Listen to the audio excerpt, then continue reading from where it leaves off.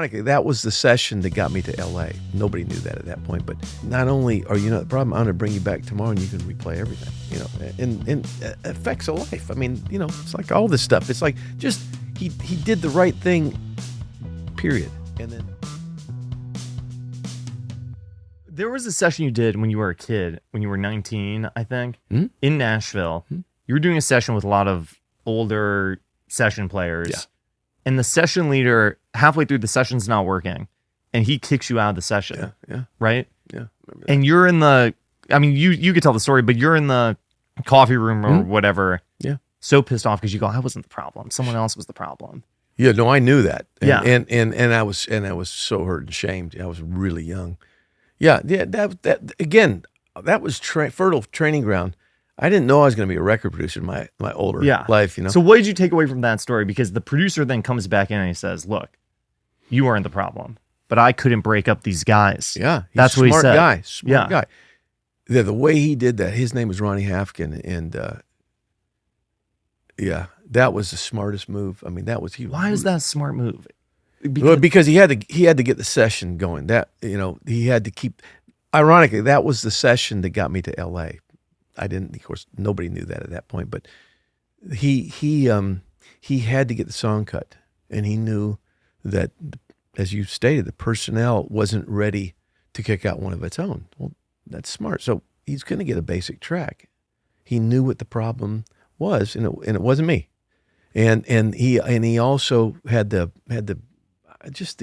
compassion to tell a young guy who was suffering and angry that, not only are you not the problem, I'm going to bring you back tomorrow and you can replay everything, and effects of life. I mean, it's like all this stuff. It's like just, he did the right thing, period. And then what happened as a result of that, it's another life, my life kind of went on from that point. And I had confidence. I could have walked away defeated that day or full of confidence. And the sting of the hurt, you never forget that, right? When people treat you, or when you're in a situation that doesn't bode well.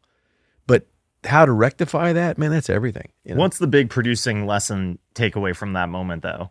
Is it like, have you ever found yourself in a circumstance where you're on the other side, where you're the producer? Yeah. And what do? Will you say, hey, take 10 or whatever?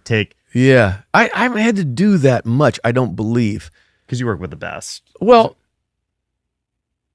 yeah, I could take that really two ways if you really think about that. No, I mean that in a good way. No, that's not how no, that was good. No, I was just joking. I was serious. Yeah, no, I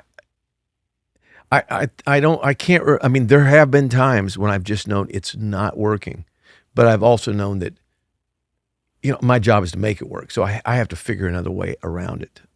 So, yeah, I don't have any anecdotes for that I've had to live through. I know I've lived through those, but you know what it is? It comes down to just playing in a sandbox with your fellow, kindergartners.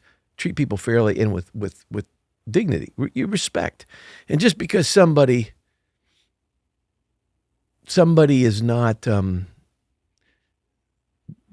doing something that is beneficial to you at the moment, reserve the right, at some point, it just could be a number of things that aren't working for that moment.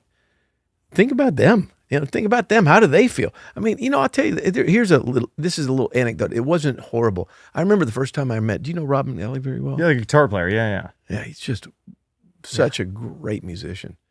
And we follow each other on Instagram, but I don't really know him that well. Oh man, you should talk. I mean, there's just a wealth of he's just great. That's all I can say. And the first time I met him was early in my production career, but I think, I don't know how new Rob was to town, but I hired him. Whatever it was a one-off. It didn't matter, but they wanted me to be there for something as a producer for this, whatever it was. The guitar part that he was playing, he was not given any room to do anything that would show off the wealth of everything that he is as a guitar player. And I could see that in his eye. He was just squirming there. And he's such a gentleman, he's not going to lash out. I remember, you know what it was? It was back in the era they were doing all these tribute records. This had something to do with Beatles, right? And it was a song that probably shouldn't even have had electric guitar. And whatever it was, this poor guy was suffering. It was like, and it may have mattered to him because I think I had some success. You know, when you're a musician, you want to play for successful producers and you want to show your wares, you know? Yeah. And you could just, because I'd been in that chair and I could just see the pain, you know? And whatever it is, I probably said that to him. I said, I probably said, I get it and don't feel badly about it, you know? Whatever it is, I mean, he could probably recall the story better than I can. But, you know, that paves the ground. But to this day, I mean, I call Rob so much because of what he brings to sessions, you know? It's great. Yeah. I mean, there's really nothing more. This is just like normal 101, treat people well. You never know. I mean, and look, if I'd really like people to like me. I mean, I don't know if that's a weakness or a strength, but yeah. It is what it is. But if you don't care about that, it really is better business. I mean, if you want to be that crass, because we've all seen, you know, the tape. It was, I heard the story. I didn't know him, but Giant Records, Nashville, Giant Records, Nashville, yeah. tape copy room guy back when they used to make tape copies. Was Ryan Tedder. Oh my God! I know, and there's other stories about people, you know, that are, you know, that were, you know, second engineers that become, you know, like revolutionary new record producers. Be careful about wielding too much power or disrespecting people, because those people are going to be your bosses at some point. Yeah, you know. Right. So you know, just that's a good rule to live by as far as I'm.